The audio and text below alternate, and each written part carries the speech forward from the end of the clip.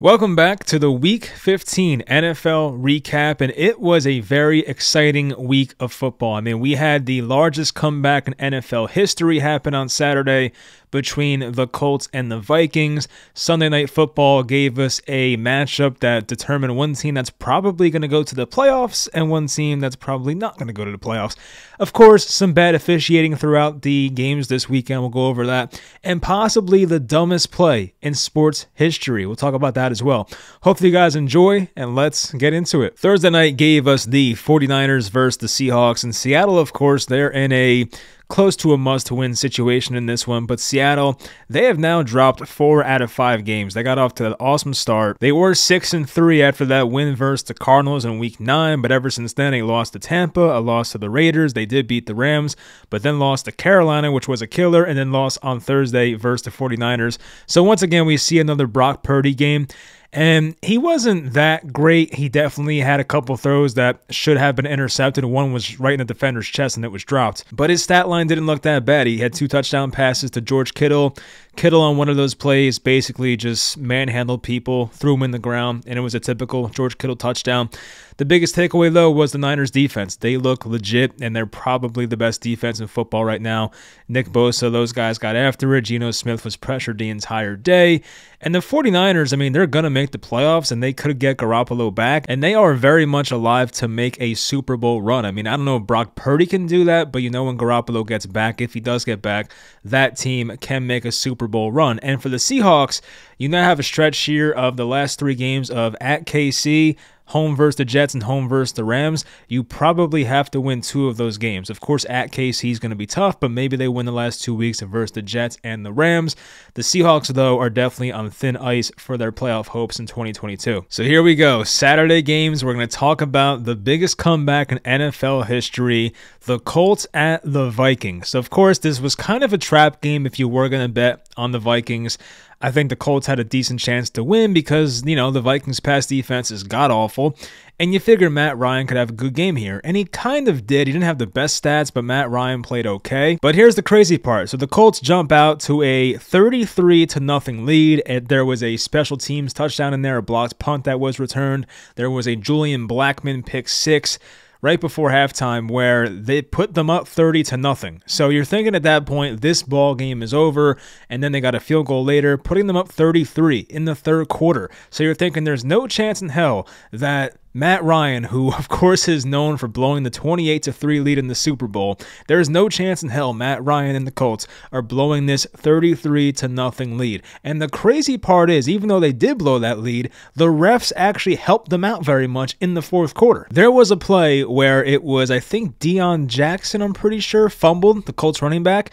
The Vikings picked it up, returned it for 6, clearly, right? But for some reason, the refs blew it dead. So they took away 6 points off the board. It didn't matter because the Vikings scored anyway. But still, I mean, like, to take that touchdown off the board and still have to make them go about 50 yards to get their own touchdown offensively, just an embarrassing game here if you're the Colts. And when Minnesota went down 33-0, you had people saying, oh, they're frauds, they suck, this team's not even serious, blah, blah, blah, unserious team.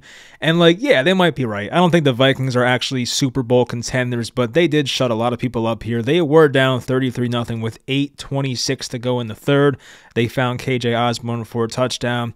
And the game never felt over, even though Kirk Cousins threw a pick in the, I think, early fourth quarter on a deep try or a deep ball to Jalen Reagor, who kind of stopped running his route for some reason. I mean, the Colts had that interception. They had the fumble return for a touchdown that was taken off the board. So much went the Colts' way, and they still lost the game. It just makes no sense, but I don't know. I guess if you're the Colts, it's good for you. You're tanking at this point. But if you're Minnesota, you get your 11th win, only 3 losses this year. And I do believe they have the NFC North locked up. So congrats to the Vikings. The middle of the day Saturday game was the Ravens at the Browns.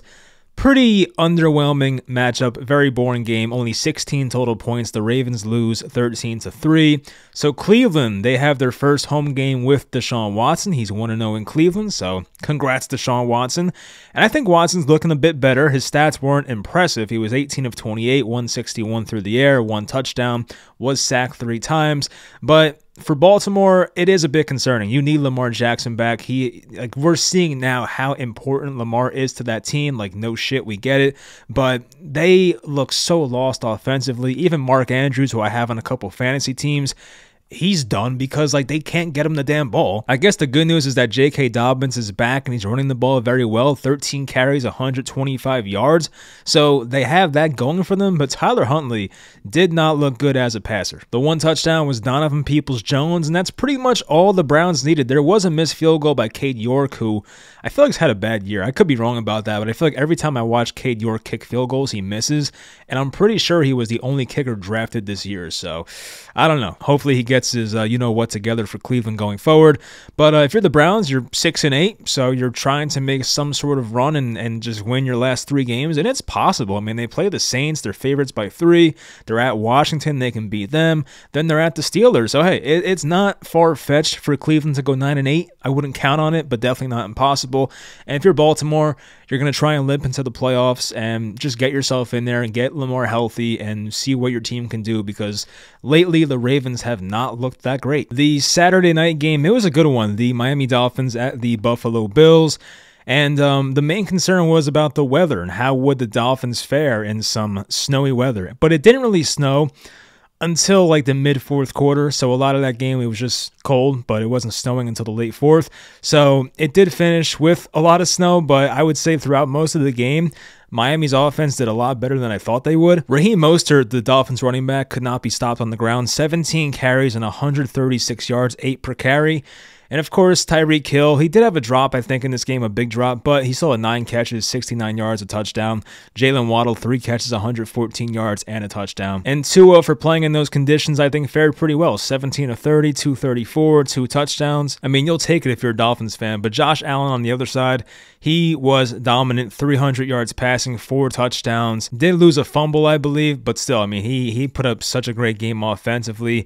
Even running the ball, Josh Allen 10 for 77 on the ground. And when Josh Allen's rolling, that team is pretty tough to beat. I mean, the Bills' defense has shown some weaknesses in recent weeks, especially against the run. But as things stand right now, they just have to be healthy. They're pretty much 1 win away from clinching the AFC East. I would say, like, unless they lose every game, and I think Miami has to win every game, it seems like the Bills are going to win the AFC East. And right now, they're 9-point favorites at Chicago.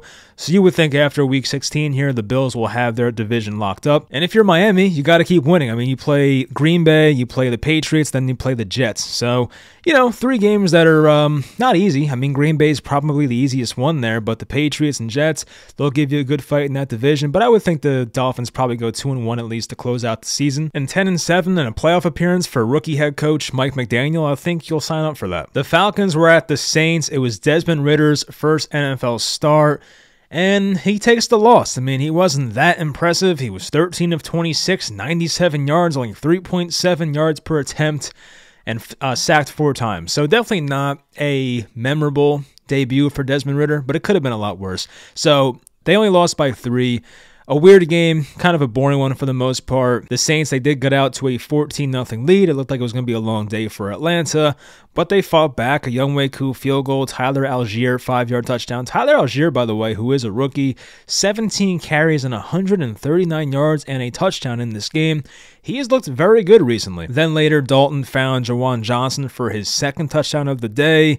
Cordell Patterson made it a 3-point game late. And then at the end, there was a weird play where the Saints went for a quarterback sneak to pretty much ice the game. But I think it was Taysom Hill fumbled the snap, and the Falcons got the ball back, but there wasn't enough time left. They got it back with 9 seconds left on their own 27-yard line. They tried to quick out, gain 6 yards. And then Desmond Ridder on the final play just ran out of bounds. So yeah, I mean, the Falcons, they take a loss here. The Saints improved to 5-9. I mean, these teams are somehow still alive in this crappy division. I mean, the Buccaneers are 6-8. They're in first place. The teams that trail them is a 3-way tie. It's the Panthers, Saints, and Falcons all at 5-9, a game back of the Buccaneers. Of course, there is tiebreakers there, but I don't know them off the top of my head. But I guess any team in that division, no matter how crappy they are, whether it's the Saints, the Falcons, the Panthers, even the Buccaneers, they are alive to win that division, which is pretty insane. The Philadelphia Eagles, who received some bad news today, we'll go over that in a second, but they won this game 25-20. The Bears backdoor, just like I thought they would. Great job, Chicago. So, yeah, Jalen Hurts is possibly out for a couple weeks here with a shoulder sprain. I'm not sure right now how bad it is, but they are playing the Cowboys this week, so it would have been great to see that matchup at full strength. But luckily for the Eagles, the Cowboys lost. Spoiler alert, but they lost. So right now, the Eagles are a +6. You would think with that type of spread that it's going to be Gardner Minshew playing at Dallas on Sunday or maybe Saturday. I think Saturday, yeah. Saturday, 4:25 game. That should be very fun to watch. It would have been much better if Jalen Hurts was playing. Anyway, for this game against Chicago, Hurts did have a couple interceptions, so not really like him to do that. He only had like 3 coming into the game for the entire year. Justin Fields did leave briefly. Nathan Peterman got 1 pass attempt in there, went 0 for 1, but Fields had 2 touchdowns, 152 passing yards, also had 95 rushing yards on 15 rushing attempts, almost had a sick rushing touchdown. He was like this close. He stepped out. Would have really helped me in fantasy football if he stayed in, but unfortunately he stepped out. But yeah, he's really awesome when it comes to being a running quarterback. Of course, being a pocket passer is the next thing that Justin Fields has to figure out. But the man plays on such a bad team, and he still puts up points for them. So I think Fields is doing a pretty good job given his situation. And for Philadelphia, you just got to stay healthy. A.J. Brown had a career high, 181 receiving yards. He dusted Jalen Johnson a couple times. I like Jalen Johnson, but A.J. Brown's a different animal. So even Devontae Smith, 126 receiving yards. That duo is definitely lethal. And if you're Philly, you're 13-1. You want to get your quarterback 1 healthy going into the playoffs. And for Chicago, they fall to 3-11. Next, the Cowboys were at the Jaguars. The Cowboys, yikes. I mean, what happened? They went up 27-10. This was not a Matt Ryan type, blown lead, but it was still pretty bad. They were up 27-10, 5 minutes to go in the third quarter. And then they allow Zay Jones to have a 59-yard touchdown, make it a 10-point game. Then in the late third, next drive for them, they found Marvin Jones for a 10-yard touchdown. Then they found Zay Jones to go up on a 3-yard touchdown. But then Dak answered. They got the lead back 34-31. Riley Patterson, as time expired, made a field goal from 48 yards out. They go to overtime. But it's all right, Dallas fans. There was a false start in overtime. So the Jaguars, they had to punt. Dallas gets the ball. All they need is a damn field goal. But then, Dak Prescott, interception. Rayshon Jenkins, his second interception of this game.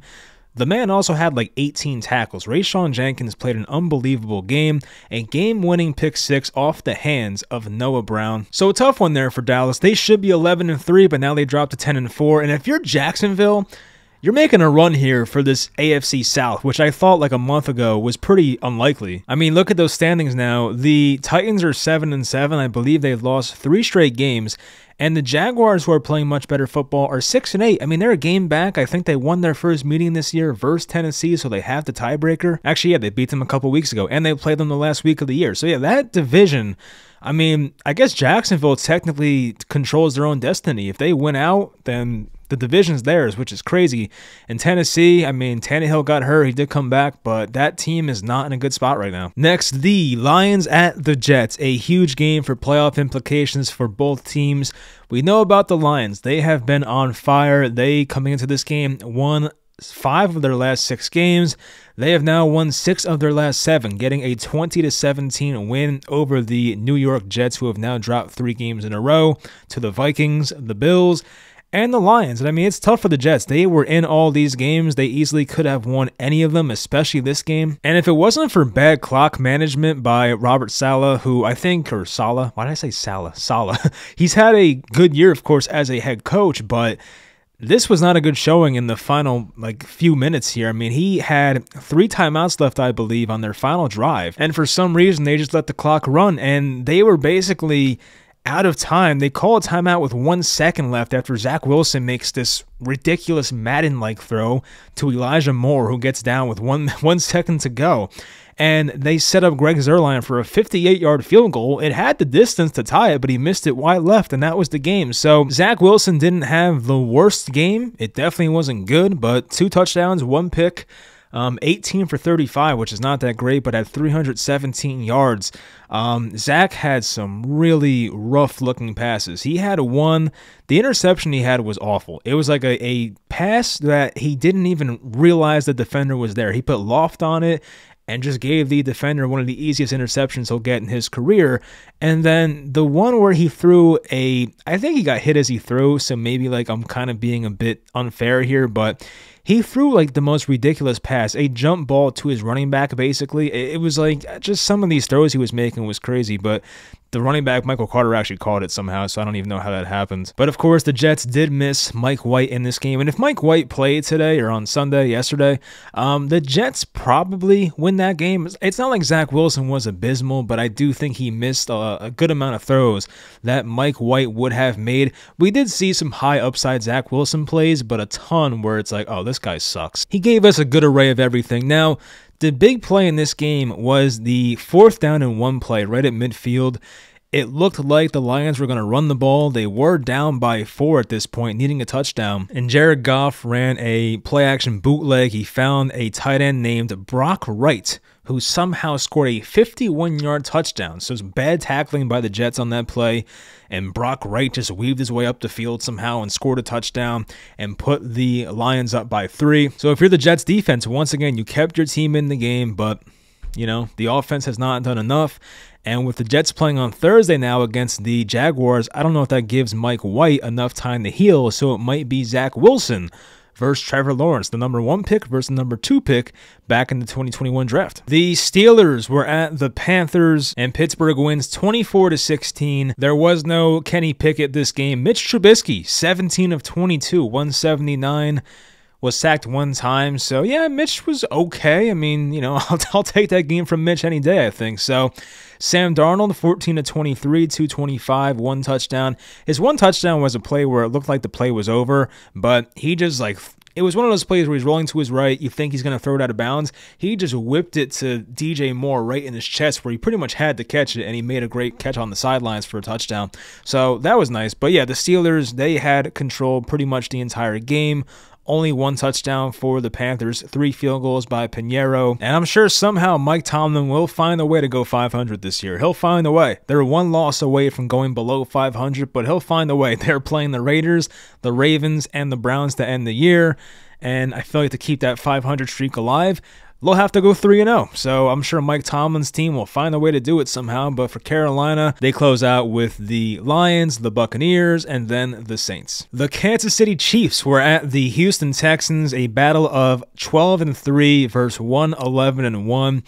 You figured this would be a very lopsided game, but it wasn't. This actually went to overtime somehow. So the Chiefs, I mean, there were a couple turnovers. They had some fumbles in this game. Juju fumbled, Pacheco fumbled, but even Davis Mills fumbled. So I don't know. There's not really an excuse here for why the Chiefs let them in the game for so long. Of course, the Chiefs defense was pretty disappointing. Davis Mills had a couple touchdown passes, but didn't kill them through the air. And even their RB1, Dameon Pierce, is out. Royce Freeman, who I forgot played in the NFL, the former Bronco, he had 11 carries for 51 yards. Nothing great. So I'm looking at this like box score, puzzled as to why the hell this game was close. I guess you have to give a lot of credit here to the Houston defense. They probably did a very nice job in this game because I don't know how else this score makes sense. I will say though, Jerick McKinnon had another awesome game, like back-to-back 30-plus point fantasy games for Jerick McKinnon. So if he's like carrying you to championships right now, probably not something you expected when you had your fantasy football drafts in August, but McKinnon has been awesome. And I'm happy for McKinnon. He was a guy who once he signed with the Niners, he got hurt like 3 years straight. I think he tore his ACL like twice, so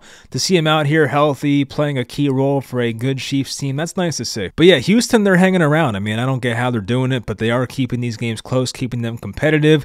Of course, they covered the plus 14, but the Chiefs improved to 11-3. The Texans dropped to 1-12-1. So here we go. This is the game. The dumbest play in NFL history was brought to you in this game. Patriots at the Raiders. Patriots lose 24-30, which if you stopped watching that game at one point, you might be saying, well, how did that happen? Because the Patriots were up late in this game. The Patriots had a 24-17 lead after a Ramondre Stevenson touchdown with just under 4 minutes to go. But Derek Carr found Keelan Cole for what they said was a touchdown, but I don't know. If you saw the pictures and you saw the replay, it looks like his toe was out of bounds.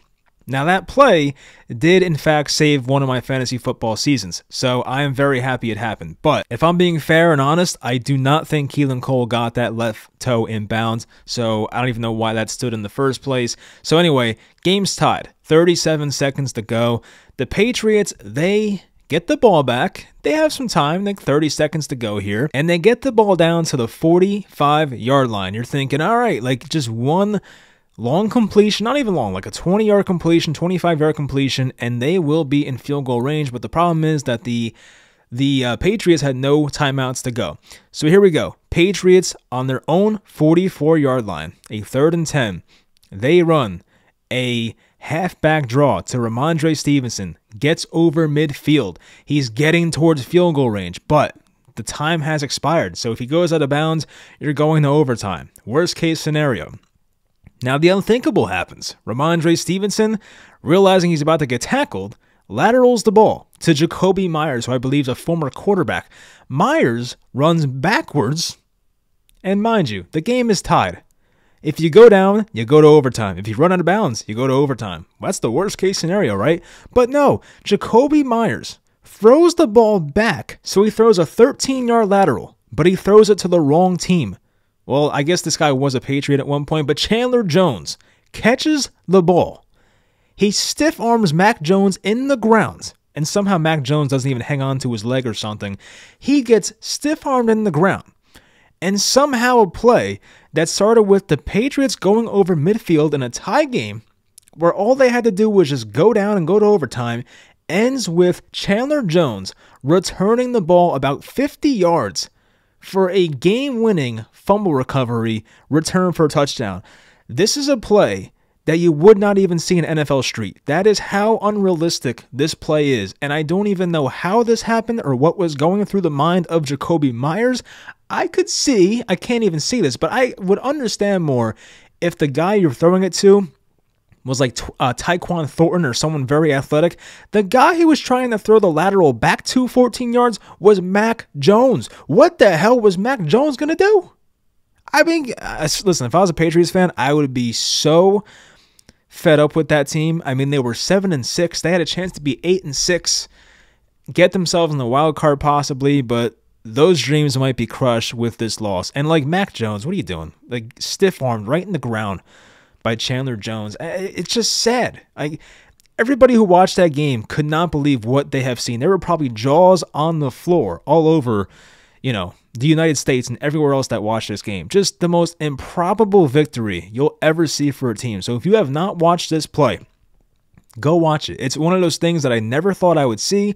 It's something that would not even happen in a video game, and it's something that probably has never happened, I would say, in football history. You can probably go through every, elementary level, middle school, high school, college game, NFL, XFL. You'll probably never see something like this. And the fact that it happened to a Bill Belichick coach team in a big situation in the season when they're 7-6 and need to win these games was just something you would never expect to see.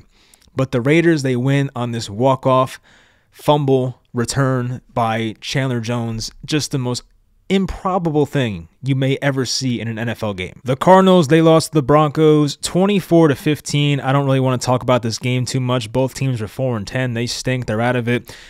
Brett Rippon passing touchdown to Eric Tomlinson, just what I want to see. But yeah, so I mean, the future of these teams is more important.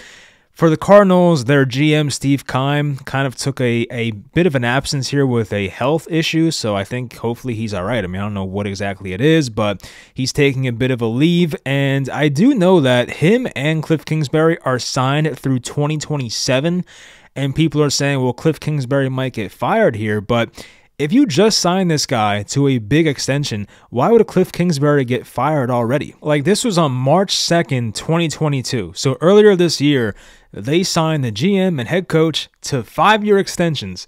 And now, not even a full season into it, you have people questioning their jobs. So I don't know what's going to happen. I know the NFL just came out and had a thing about all the money being wasted on coaches that are not employed anymore. I think it's like $800 million are being given to coaches that are not currently employed by those teams, so that's pretty crazy. And even for Denver, I mean, I know they won this game, but their coach, Nathaniel Hackett, seems like a pretty...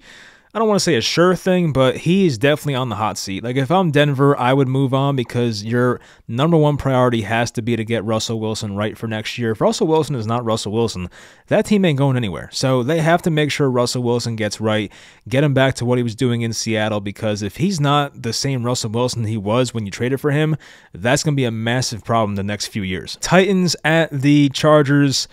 Both teams playing a pretty important game here, but the Chargers come away with the victory 17-14. It was kind of a weird game because Tannehill got hurt very early, but he came back in. Malik Willis came in and actually went 3 of 4 for 20 yards, but Tannehill, he was sacked 4 times, didn't have a good statistical game, but Derrick Henry, as expected, had a pretty good game. 21 carries, 104 yards. I expected more from him, but still not a bad game, of course. And Henry actually led the Titans in receiving. He had some big catch in the second quarter down the sideline, but you don't see that every day. But for the Chargers, I mean, it just comes, this game came down to how special Justin Herbert is. He made this insane throw rolling to his right that not many quarterbacks are even going to try and make this throw, but he throws a laser down the right sideline to Mike Williams for 35 yards and got them down to the Tennessee 20-yard line, which of course is well in field goal range.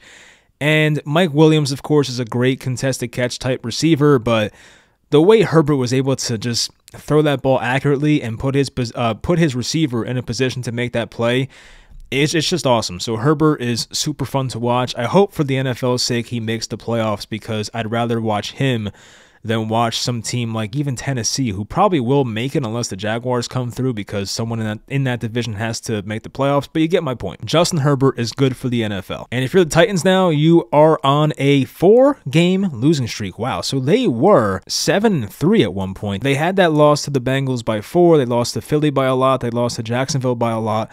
Then they just lost to Then they just lost to the Chargers by 3. Now, they do play the Texans next week, and Derrick Henry, the past 5-6 times he's played Houston, he's had like 300 rushing yards in each of those games. That's not accurate, but like it's ridiculous. His stats are very Madden-like against them. So Derrick Henry shouldn't go off in that game, but I don't know. I mean, they play Houston, which they kind of have to win now. Then they play Dallas, which won't be easy. Then they end their season at Jacksonville, which, as I mentioned before, that could be the AFC South division on the line in that one particular game. So that'd be pretty cool, but Tennessee has to get some wins here going forward. And for the Chargers, they're in a good spot now. They play the Colts, the Rams, and the Broncos to end the season. There's a good chance they win at least 2 of those games, and they could go 3-0. So if you're the Chargers, you just have to stay focused, win the games you're supposed to win, and you'll probably make the playoffs. The Bengals were at the Buccaneers, and like, my God, what happened to Tampa? I mean, they had this game. They were up at one point 17-0 after Chris Godwin scored a touchdown right before half. Now the Bengals got a field goal, made it 17-3. Going into the locker room. So if you're the Buccaneers, you're in a great spot. But the Buccaneers offense in the second half did not even show up. They may as well have stayed in the locker room. Just completely imploded on the field. The average starting field position in the second half for the Bengals was at the Tampa Bay 37-yard line. That's how bad it was. I mean, there was a play in this one where, I don't know if it was a miscommunication or what, but there was a fake punt maybe, and it bounced off Giovanni Bernard's shoulder. I believe it was recovered by the Bengals, and like there was just so many drop passes. Tom Brady had 2 interceptions, just like the worst second half possible for the Buccaneers. And of course, Joe Burrow, who I was facing in fantasy, he had like 3 fantasy points at halftime. I'm like, oh, this is awesome. And then of course, Joe Burrow went off in the second half, finished with 4 touchdowns, 200 yards. He played very, very good football in the second half. Logan Wilson had a sack, 15 tackles, 9 solo tackles. So great game by the Bengals linebacker. But yeah, Cincinnati, as I keep saying, they are legit. They'll be one of those teams that's in the AFC race to make it to the Super Bowl. They seem like they are peaking at the right time. They have now won 6 games in a row, and that would be 8 of their past 9. So after starting out 0-2, the Bengals have been on fire. They finish out with the Patriots, the Bills, and the Ravens. I would say they should go at least 2-1 in that stretch. And Tampa, who is technically in first place still in that division, they are at Arizona next week on Sunday Night Football, which I would hope they flex that out. Like, I don't want to watch that, honestly, but they are 5.5-point favorites for that matchup, so you would think that they could win that. Then they finish out with 2 division matchups, the Panthers and the Falcons. So, just like I said, they should go at least 2-1 there, but you cannot trust the Buccaneers right now. They look pretty bad. And Sunday Night Football, the Giants were on the road at the Commanders. Commanders coming off a bye. Both teams coming in with an identical record. They tied a couple weeks ago, as we know, so this game meant a lot for playoff implications. The Giants, who win this one 20-12, now have a 90% chance to make the playoffs. So, assuming that all goes right, the Giants should be in the playoffs for the first time since 2016. And this game was the coming out party for the 5th overall pick, Kayvon Thibodeau, who was completely wrecking this game for the Washington Commanders. He had a sack, fumble, recovered his own fumble, and got in the end zone all in the same play. So he got the first touchdown of the game. The Giants offense in the second quarter had an unbelievable 98 yards, 16, 17, 18 play drive, whatever it was. Daniel Jones was great on that drive. Saquon rushed it in. The Giants went up 14-13. Of course, the Washington Commanders made a comeback. They were running the ball very well, but the Giants were able to hold them off at the very end, and this is when things got interesting. So if you did not see the final play, the Commanders at one point looked like they tied the game, but there was an illegal formation. I don't think one of their receivers was on the line or at the line of scrimmage. I think you have to have 7 guys on the line of scrimmage. They were saying that Terry McLaurin was not on the line of scrimmage, so I don't know. But then a couple plays later, there was the final play, 4th down play, gotta have it, and Taylor Heineke throws it up for grabs, gives it to his receiver, Curtis Samuel. He was very much pass interfered with, allegedly, right? I don't want to admit anything, but he was allegedly pass interfered with. Refs called nothing. Ball fell incomplete. The Giants win. So in my opinion, following the Giants closely, this is their biggest win in probably at least 6 years. I mean, this was a huge win for the Giants, and if they do make the postseason or the playoffs, I don't even know, do they call it postseason? I know it's like a baseball term, but if they make the playoffs, this game will be, why it happened. Because if they lost this game, the Giants would be in a very bad spot, especially with the way the Lions have been playing lately and them being very hot. So for Washington, not good. They have to pretty much win at least 2 of their next 3, maybe all 3, to make the playoffs. They finished the year at San Francisco. That's tough. Home versus Cleveland and home versus the Dallas Cowboys. For the Giants, who, once again, they have to win one more game, so hopefully they can get this done. They're at Minnesota, home versus the Colts, at the Eagles, who might be without Jalen Hurts and maybe the rest of their team because they might be resting by that point. Really fun game as a Giants fan. It was awesome to see that divisional matchup, primetime football, so that was great. Tonight, we have the Rams at the Packers. Right now, Green Bay's a -7.5. I don't know what to think about this game. Part of me thinks that the Packers should win by a lot. I think they were off last week, too. I think they're coming off a bye, so very much extended rest here for Green Bay. But I am intrigued by how Baker looks in his second game with the Rams. I mean, of course, last time he had less than 2 days to prepare for that game. But now he's with them for about 2 weeks, and we'll see what happens tonight. But the over-under is only 41. Well, actually, now it's 39.5. But yeah, so we'll see what happens. But I would assume the Packers win this one by a good amount. I would say by 7 or 10 points. But anyway, before we go, I want to talk about the MVP race, because if Jalen Hurts is done for the year, I would be surprised if he gets the MVP. This might be the second time an Eagles quarterback in the last 5-6 years gets robbed of an MVP award because he gets injured. So, of course, that happened to Carson Wentz back in 2017, I believe that was, when he tore his ACL towards the end of that season when he was on the, on pace to be the MVP. And now Jalen Hurts, it was between him and Patrick Mahomes most likely. Even Joe Burrow's in the conversation now. I saw before that Patrick Mahomes is definitely the favorite to be MVP. I called that before the year, by the way. I know nobody else thought Mahomes could win the MVP. I called it. I discovered Patrick Mahomes. Remember that. But no, I'm kidding. But the Bengals, the way they've been playing, Joe Burrow, it's possible. So Joe Burrow, Patrick Mahomes, we'll see who wins it. I guess there is still a chance Hurts wins it, but if you miss the last 3 games, I mean, it's going to be tough. So especially if those guys play every game. But we'll find out. My pick is still going to be Mahomes, but we'll see how that goes. Anyway, I hope you guys enjoyed this video. Next week, we'll probably do more of a, look at the playoff picture and spend more time on that rather than talk about some of these teams that are out of it. So hope you guys enjoyed, and I'll talk to you guys next time.